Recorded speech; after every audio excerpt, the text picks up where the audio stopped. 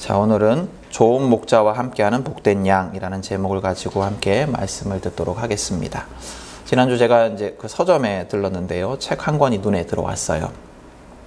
제가 예전에 재밌게 읽은 그 기억이 있는 소설 작가의 신작 소설이었습니다. 그 책을 이제 들어서 띠지 있고 책 그 광고 띠지가 이렇게 둘러져 있잖아요. 새 책에는 그 띠지를 읽는데 그 책을 살 수밖에 없었어요. 뭐라고 적혀 있었냐면 이렇게 적혀 있었습니다. 한 권의 소설이 이 비정한 세계를 변화시킬 수 있을까? 책을 덮고 조금 성장한 나는 기꺼이 고개를 끄덕였다. 세상을 변화시킬 수 있을 만한 소설이라니 꼭 읽어야 될 것 같았습니다. 그래서 사왔습니다. 아직 읽지는 못했는데요. 지금 여러분들 한번 생각해 보세요. 지금 자신의 삶에서 완전한 행복을 느끼며 살아가는 사람이 얼마나 될까요? 여러분은 지금 완전한 행복을 느끼며 살아가고 계십니까? 아무 걱정도 없이 만족과 행복을 누리며 인생을 살아가는 사람은 거의 없을 겁니다. 변화가 필요하지 않을 만큼 지극한 행복을 누리며 살아가는 사람은 거의 없을 거예요. 만약 그렇게 살아갈 수 있으면 얼마나 좋을까요? 그러나 대부분의 사람들은 지금의 삶에서 탈출 혹은 구원을 바라며 살아갑니다. 요즘 우리나라에서도 급격히 늘어나고 있는 마약 중독도 이 탈출과 구원을 바라는 사람들의 마음을 이용한 범죄가 아닌가라는 생각이 듭니다. 얼마 전 라디오에서 마약에 중독되어 있다가 지금은 벗어나서 이제 마약 중독자를 위한 그 기관에서 일하고 계시는 분의 인터뷰를 들은 적이 있습니다. 그분이 이제 이렇게 얘기를 하시더라고요. 마약 중독자들은 모두 마약에 중독될 수밖에 없는 사연을 갖고 있는 사람들입니다. 그러니까 마약 중독에는 그럴 만한 사연들이 다 있다라는 거죠. 그럴 만한 이유들이 다 있다라는 거죠. 그 말이 이제 마약에 중독될 수밖에 없는 불우한 환경, 삶의 고통 속에 있는 사람은 마약에 쉽게 넘어갈 수밖에 없다라는 말로 들렸습니다. 불우한 삶에 대해서 구원을 얻고자 하는 열망, 불우한 삶으로부터 구원을 얻고자 하는 열망이 마약으로 쉽게 이어지게 되었다라는 거죠.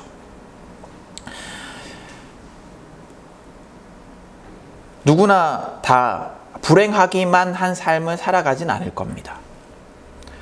그러나 아무 걱정 없는 행복한 삶, 아무 변화가 필요하지 않은 만족한 삶을 살고 있느냐라고 묻는다면 그렇다라고 대답할 수 있는 사람은 아마 매우 적을 거예요. 이렇게 사람들은 정도의 차이는 있겠지만 현실의 삶에서 탈출과 구원을 꿈꾸며 살아가는 것 같습니다. 그래서 세상은 사람들에게 구원을 약속합니다. 세상의 여러 종교들이 구원을 약속해요. 우리 종교를 통해서 우리가 제시하는 이 믿음을 통해서 구원에 이를 수 있다라고 약속합니다. 종교만이 아닙니다. 구원이라는 말은 종교의 전유물 같지만 종교만 구원을 약속하는 것은 아니에요. 정치도 구원을 약속합니다. 우리 정당을 지지하면, 우리 이념을 지지하면 구원을 얻을 수 있을 것이다 라고 이야기를 합니다. 약속을 합니다. 이 정치를 보면 종교와 매우 유사한 것 같아요. 정당의 열혈 지지자들의 그 모습이 극단적인 그 종교 열광주의자들과 크게 다르지 않은 것 같습니다. 세상의 모든 것을 선과 악으로 나누고 우리 편은 선, 그리고 상대편은 악으로 규정을 합니다.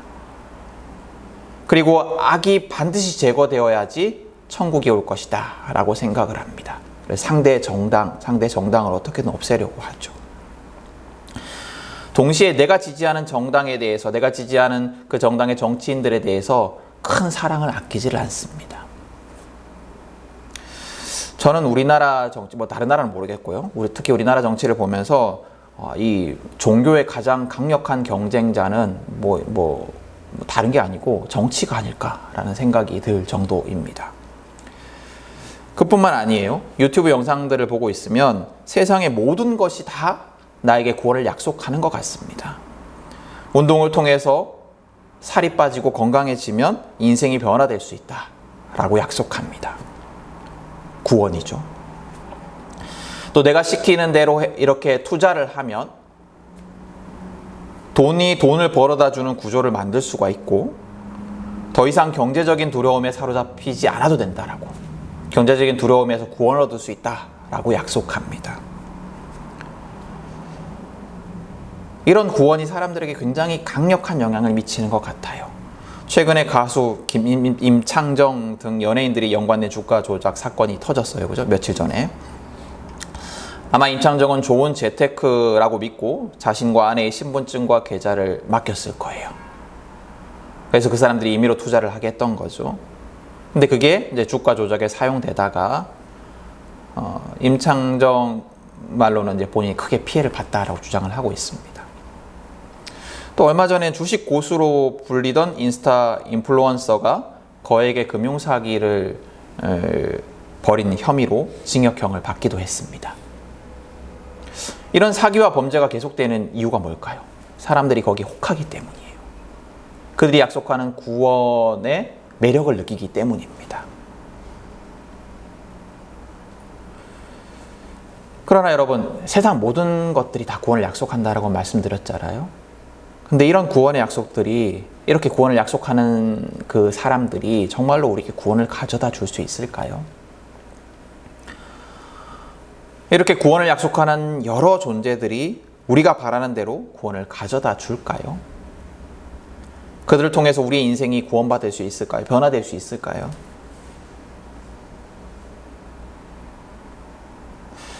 여러 가지 이런 우리의 열망을 이용한 범죄들을 보면 그런 존재들, 우리에게 구원을 약속하는 여러 존재들은 우리에게 구원이 아니라 죽음과 절망과 좌절을 주는 존재들인 것 같습니다.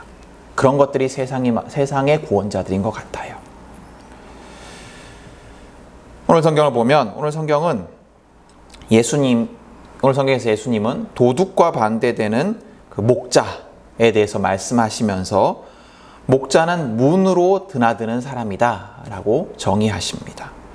그리고 그렇게 목자가 드나드는 문, 그 문이 바로 자기다, 예수다 라고 말씀을 하십니다. 우선 오늘 성경에서 예수님은 목자와 도둑을 대조하고 계세요. 그럼 예수님이 말씀하시는 도둑, 이 도둑은 어떤 존재일까요? 도둑은 양을 훔치거나 죽이거나 망하게 하는 존재입니다. 도둑이 양에게 다가오는 이유는, 도둑이 양을 찾아오는 이유는 양을 위해서가 아닙니다. 도둑은 자기의 이익을 위해서, 오로지 자기를 위해서 양을 훔쳐 팔아넘기거나 양을 잡아 죽여 이득을 얻습니다. 그래서 결국에는 양을 망하게 합니다. 양의 행복과 안전은 그들의 안중에 없습니다. 양을 위한 일은 전혀 하지 않습니다. 하나도 하지 않습니다. 반면에 목자는 어떤 존재입니까? 오늘 성경의 예수님은 목자에 대해서 아주 구체적인 그 행동을 묘사하며 설명을 하고 있습니다. 목자는 어떤 존재이냐면, 목자는 우선 양의 이름을 불러주는 존재예요. 양의 이름을 불러주는 존재. 이름을 지어주고 이름을 불러준다라는 것이 어떤 의미일까요? 우리가 이제 길을 걸어 다니다 보면 많은 길고양이들을 우리가 발견하게 될 거예요. 여러분들 밤이나 이렇게 길 돌아다니시면 고양이들을 발견하게 될 거예요.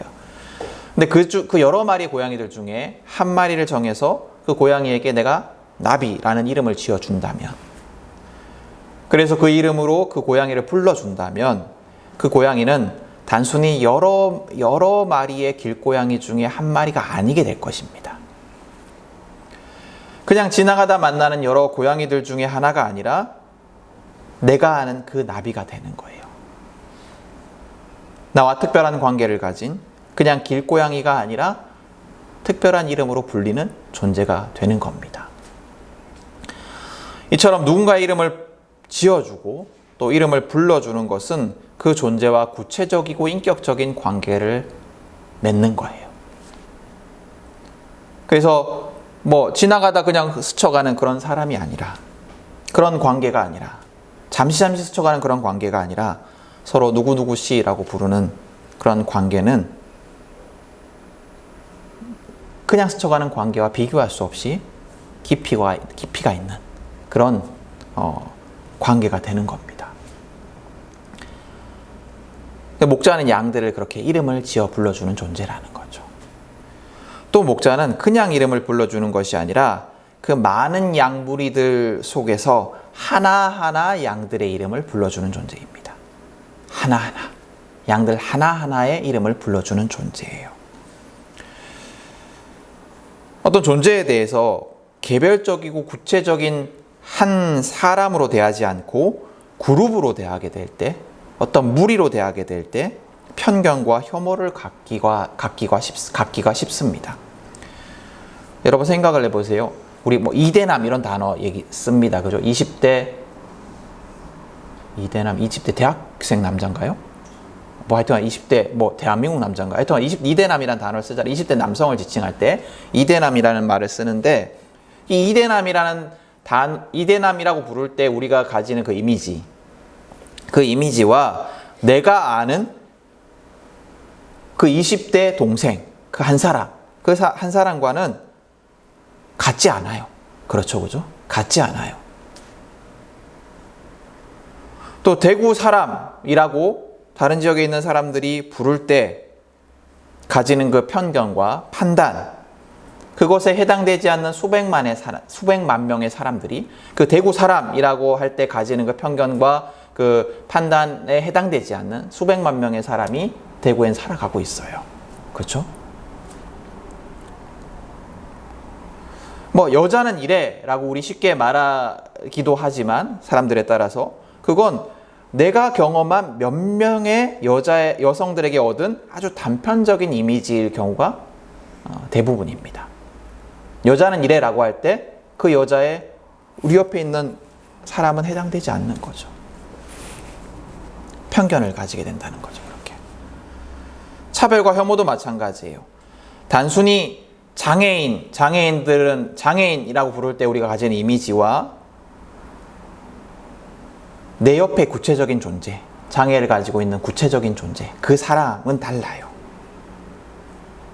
단순히 장애인이 아니라 그 장애를 가진 그 사람과 인격적인 관계를 맺을 때 우리가 단순히 그냥 어떤 그룹을 지칭하면서 말하는 그 장애인이 아니라 장애를 가진 어떤 사람과 인격적이고 구체적인 관계를 가질 때, 그래서 그 사람의 이름을 부르며 교제하는 관계가 될 때 우리는 그냥 장애인이라고 부를 때 가지는 그 편견과 혐오가 아니라 나와 다르지 않은 한 사람을 보게 되고, 그 사람은, 그렇게 알게 된 그 사람은 우리가 쉽게 차별할 수 없습니다. 이렇게 예수님은 하나하나의 이름을 불러주시는 목자는 하나하나의 이름을 불러주는 존재입니다. 또 목자는 양을 세심히 보살피는 존재예요. 예수님은 목자의 세심함을 행동으로 묘사를 하고 계십니다. 보면 성경에 보면 목자는 양들이 우리에서 나갈 때 가장 나중에 나가는 존재예요. 가장 나중에 나가면서 낙오되는 양이 한 마리라도 있는지 확인합니다. 마지막 한 마리까지 다 챙깁니다. 그리고 나서 양무리의 가장 앞에 서서 양의 갈 길을 이끌어 갑니다. 오늘 예수님이 말씀하신 이 목자는 양 하나하나에게 이름을 지어주고 불러주는 그 사람이기 때문에 양의 특징과 장점과 약점을 다 알고 있을 거예요. 그래서 가장 약한 양이 누군지, 가장 말을 듣지 않는 양이 누군지, 그래서 더 세심하게 챙겨야 하는 양이 누구인지 다 알고 있을 것입니다. 목자는 그렇게 관심을 가지고 양 한 마리 한 마리를 세심하게 챙기고 보호하는 존재예요. 또 목자는 양을 살리는 존재입니다. 광야에서 또 우리 밖에서 양을 노리는 존재들이 많았을 겁니다. 앞서 말한 그 도둑들은 물론이고 늑대와 같은 맹수들, 그리고 제가 뭐 양을 길러본 적은 없지만 상상해 보면 양을 위험에 빠뜨리는 여러 가지 나무 덤불들, 가시 덤불들, 벌레들, 진창, 질병, 여러 가지 것들이 있을 겁니다. 이것으로부터 양을 지켜서 살리는 것이 목자예요. 또 양이 살기 위해서 필수적으로 필요한 것들이 있을 거예요. 필요한 물과 또 풀, 이런 것들이 있는데 이곳으로 양을 인도하는 존재도 목자입니다. 이렇게 목자는 양을 보호하고 지키고 양의 생존에 필요한 것을 공급하는, 그래서 양을 살리는 존재입니다. 그리고 마지막으로 목자는 양이 잘 따르는 존재예요. 양이 잘 따르는 존재. 양들은 목자의 음성을 매일 듣기 때문에, 그리고 목자가 자기에게 필요한 것들을 주고 또 보호하는 존재라는 것을 계속해서 경험하기 때문에 목자를 잘 따릅니다. 양들은 도둑의 말은 듣지 않지만, 도둑의 음성을 따르진 않지만, 도둑으로부터 도망치지만 목자의 말은 잘 듣고 잘 따릅니다. 오늘 예수님은 자기를 목자라고 말씀하시지 않고 양들의 문이다라고 말씀을 하세요. 그렇지만 비유 속의 목자의 모습은 또한 예수님의 모습이기도 합니다. 성경은 자주 우리를 양으로, 그리고 하나님을 혹은 예수님을 목자로 비유합니다. 우리가 예수님같이 좋은 목자, 양을 위하는 목자, 세심한 목자의 보살핌과 인도를 받을 수 있다면, 예수님과 같은 좋은 목자와 함께 할 수 있다면 행복한 양이 될 수 있을 거예요. 그렇죠? 그래서 우리는 예수님과 같이 선한 목자와 함께 할 때 구원을 얻을 수 있습니다. 이 구원은 죽음 이후에 우리가 흔히 생각하는 죽음 이후의 구원만을 말하는 것이 아니에요. 이 구원은 지금부터, 이 세상에서부터, 여기에서부터 영원토록 구원의 기쁨을 누리는 삶, 예수님과 함께하는 풍족한 삶, 그것을 의미하는 겁니다. 그래서 우리가 예수님과 함께 할 수 있다면 지금부터 영원까지 구원을 누리는 삶을 살아갈 수 있을 거예요. 이렇게 예수님과 함께하면, 상상을 해보시면 좋은 목자와 함께하는 양이 행복하고 살 수 있듯이 예수님과 함께하면 우리는 고난이 가득한 인생 속에서도 구원의 기쁨을 누릴 수가 있을 겁니다. 그럼 우리는 어떻게 이 좋은 목자와 함께 할 수 있을까요? 예수님과 함께 할 수 있을까요? 하나님과 함께 할 수 있을까요? 또 좋은 목자와 함께하는 삶은 목자와 함께하지 않는 다른 삶과 무엇이 다를까요? 먼저 좋은 목자, 오늘 성경에서 보면 먼저 좋은 목자와 함께하기 위해서는 도둑과 목자의 목소리를 분별할 수 있어야 됩니다. 이 목소리가 목자의 목소리인지 도둑의 목소리인지를 분별할 수 있어야 돼요. 그러기 위해서 어떻게 해야 될까요? 목자의 음성을 자주 들어야 됩니다. 목자의 음성을 자주 들어야 돼요. 그럼 어떻게 목자의 음성을 자주 들을 수 있을까? 다행히도 우리에게는 성경이 있습니다. 또 우리에게는 믿음의 공동체가 있습니다. 하나님은 우리가 주님의 음성을 들을 수 있도록 하나님의 말씀인 성경과 교회 공동체를 주셨어요. 그 안에서 우리는 주님의 음성을, 목자의 음성을 들을 수가 있습니다. 예배를 통해서 하나님의 음성에 귀를 기울이며 공동체 안에서 하나님의 음성을 분별하고 매일 성경을 묵상하며 하나님의 음성을 듣는 기도의 시간을 가진다면 우리는 목자와 도둑의 목소리를 분별할 수 있을 겁니다. 목소리를 분별하는 것, 그래서 목자를 잘 분별하는 것은 매우 중요해요. 우리를 노리는 도둑들이 많이 있습니다. 이단 사입이 많이 아니에요. 사실 이단 사입이 이런 거는 도리어 분별하기 더 쉬워요. 그죠? 이것보다 더 어려운 목소리들이 있어요. 분별하기 어려운 목소리들이 있습니다. 우리를 유혹하는 세상의 성공과 부의 가치관, 여러 가지 예수님과 상관없는 구원의 약속들, 또 심지어 교회 안에서 종교적 언어의 탈을 쓰고 우리를 유혹하는 왜곡된 가치관들, 교회 안에서 목사가 말하지만, 설교 시간에 선포되지만 하나님과 상관없는 도둑의 목소리들. 저도 여러분에게 잘못된 음성을 전할 수 있어요. 이 자리에서 설교한다 하지만. 그러므로 우리는 나를 위해서, 또 서로를 위해서 깨어서 하나님의 음성에 귀를 기울여야 합니다. 내가 도둑의 음성에 휩쓸리지 않도록, 그리고 내 이웃이, 내 믿음의 형제 자매들이 도둑의 음성을 깨달을 수 있도록 듣고 또 서로 가르치고 서로 보호하기 위해서 하나님의 음성에 계속해서 귀를 기울여야 합니다. 이렇게 좋은 목자의 음성을 듣고 좋은 목자와 도둑을 분별해서 좋은 목자를 선택하고 좋은 목자와 함께하는 삶은 확실히 다른 삶이 될 수밖에 없습니다. 좋은 목자가 나를 책임지신다라는 것을 확실히 알고 알 뿐만 아니라 매일매일 경험하기 때문에 우리는 나의 것을 남들에게 후히 나누는 삶을 살아갈 수 있어요. 넉넉히 나누는 삶을 살아갈 수 있어요. 목자가 맨날 채워주니까. 목자가 맨날 채워준다라는 것을 믿고 경험하니까. 우리 속담에 곳간에서 인심 난다라는 속담이 있습니다. 무슨 의미냐면 여유가 있어야 남들을 챙길 수 있다, 뭐 이런 의미예요. 하나님이 우리의 삶을 책임지신다라는 것을 믿고 경험하는 사람은 세상적인 기준으로는 뭐 여유가 없을 수도 있을 거예요. 그러나 하나님 안에서는 반드시 여유가 있습니다. 넉넉하신 풍요로우신 하나님이 우리의 삶을 책임지시기에, 하나님의 것이 내 것이고 내 것이 하나님의 것이기에 그렇습니다. 상상해보세요. 엄청난 거예요. 하나님의 것이 내 것이고 내 것이 하나님의 것인 거예요. 온 천지의 주인이신 하나님의 것이 내 것인 거죠. 그리고 하나님의 나의 필요를 반드시 채워주신다는 것을 알기 때문에 우린 여유가 있어요. 하나님이 나의 사정을 잘 아시고 나를 사랑하시기 때문에 나의 필요를 채우신다는 확신이 있기에 우리는 이웃에게 넉넉할 수 있습니다. 또 예수님과 함께하는 삶, 목자와 함께하는 삶, 하나님과 함께하는 삶을 살아갈 때 우리는 악을 악으로 갚지 않는 삶을 살아갈 수 있습니다. 악을 악으로 갚지 않는 삶을 살아갈 수 있습니다. 예수님처럼 모욕을 모욕으로 갚지 않을 수 있습니다.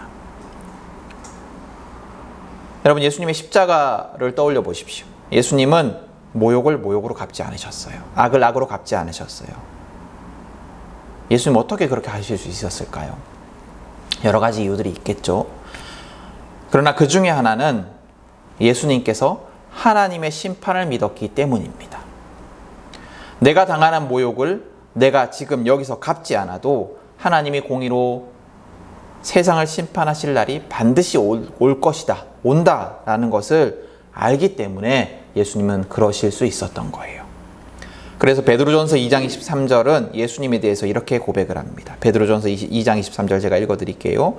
욕을 당하시되 맞대어 욕하지 아니하시고 고난을 당하시되 위협하지 아니하시고 오직 공의로 심판하시는 이에게 부탁하시며, 오직 공의로 심판하시는 이에게 부탁하신 거예요. 여러분, 우리는 예수님과 함께하는 양이 될 때에 구원을 얻을 수 있습니다. 그분의 보호하심 아래에서 평화를 누릴 수가 있습니다. 그 평화를 누리는 삶은 이웃에게 베푸는 삶이고 또 악을 악으로 갚지 않는 삶입니다. 이 삶을 살기 위해서 우리는 그분의 음성에 귀를 기울이며 그분의 음성을 잘 분별할 수 있어야 합니다. 그리고 도둑의 유혹에 넘어가지 않아야 합니다. 거짓 구원의 약속에 마음을 빼앗기지 말아야 합니다.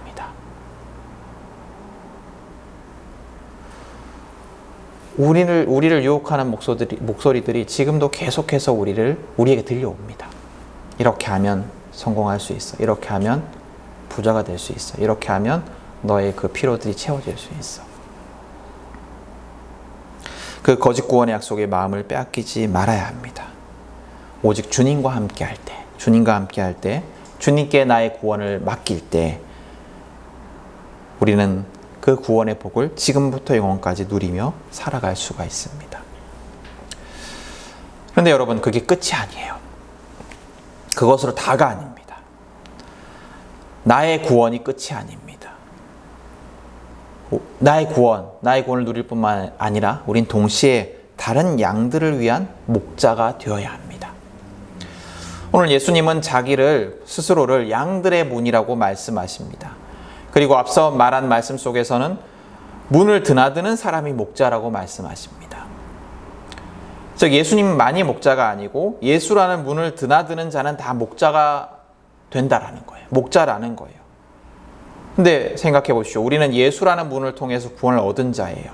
그렇다면 우리는 예수라는 문을 드나드는 사람이고 그래서 동시에 우리는 목자입니다. 우리는 예수님처럼 양을 구원하는 목자가 되어야 합니다. 여러분, 좋은 목자가 어떤 존재라고 했습니까? 좋은 목자는 한 사람 한 사람, 한 존재 한 존재를 소중하게 여기며 그 존재에게 최선을 다하는 그런 사람이에요. 내게 맡겨진 사람, 생명, 자연 만물에 대해서 애정을 가지고 하나하나의 애정을 가지고 최선을 다하는 사람이 목자입니다. 그래서 우리는 그런 사람이 되기를 소망하며 꿈꿔야 됩니다. 그리고 우리가 살아가는 세상이 그렇게 한 존재를 더 약하고 더 보살핌이 필요한 그 존재를 무시하거나 차별하는 세상이 아니라 더 소중하게 여기는 세상이 되도록 싸우고 노력해야 합니다. 그리고 목자는 다른 존재를 죽이는 자가 아니라 살리는 자입니다. 우리는 어떤 존재이든 그것이 사람이든 자연이든 무엇이든 간에 내 이익을 위해서 죽이는 사람이 아니라 내 이익을 위해서 내 쾌락을 위해서 나를 위해서 죽이는 사람이 아니라 착취하는 사람이 아니라 살리고 보살피는 존재가 되어야 합니다. 그게 목자예요. 그리고 내가 살아가는 세상이 그런 세상이 되기를 꿈꾸며 애쓰고 살아가야 합니다. 우리 성경 공부 시간에 또 배웠지만 구원이라는 복의 최종 목적지는 내가 아니에요. 구원이라는 복의 최종 목적지는 내가 아닙니다. 내가 끝이라면, 나에게 복이 그냥 머물고 끝이라면 고인물이 그러하듯이 그 복이라는 것이 썩을지도 모릅니다. 그 복이 우리를 썩게 할지도 몰라요. 그러나 우리는 복의 통로예요, 통로. 그래서 우리는 목자로서 세상을 살리는 존재가 되어야 합니다. 내가 살 뿐만 아니라 목자로서 세상을 살리는 존재가 되어야 합니다. 주님이 우리를 구원하셨고 주님이 우리를 그렇게 만들기를 원하시고 그렇게 되기를 원하시고 우리를 그렇게 만들어 가실 것입니다. 우리가 그런 존재가 될 수 있기를 소망하며 기도했으면 좋겠습니다. 우리가 그런 존재가 되기를 축복합니다. 여러분, 세상을 돌아보십시오.